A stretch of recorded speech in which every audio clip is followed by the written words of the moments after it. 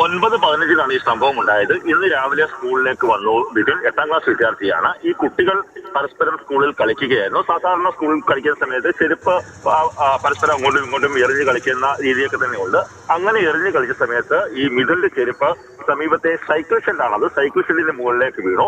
ആ സമയത്ത് ചെരുപ്പെടുക്കാൻ വേണ്ടി സ്കൂളിൽ നിന്ന് ക്ലാസ് മുറിയിൽ നിന്ന് ഒരു ബെഞ്ച് എടുത്തുകൊണ്ട് വന്ന് ഈ ഷെയ്ഡിൽ വെച്ചു. അതിനുശേഷം മുകളിലേക്ക് കയറി ചെരുപ്പെടുക്കാൻ ശ്രമിച്ചു. ആ സമയത്ത് ഷീറ്റിൽ നിന്ന് തെന്നി ഈ മിഥുൻ താഴേക്ക് പോവുകയാണ്. അങ്ങനെ താഴേക്ക് പോകുന്ന സമയത്ത് അതുവഴി ഒരു വൈദ്യുതി കമ്പി കടന്നു പോകുന്നുണ്ടായിരുന്നു. ആ വൈദ്യുതി കമ്പിയിൽ രക്ഷപ്പെടാൻ വേണ്ടി പിടിച്ചതാണ്. പക്ഷേ പെട്ടെന്ന് ഷോക്കേറ്റ് ആ കുഞ്ഞ് വീഴുകയാണ്.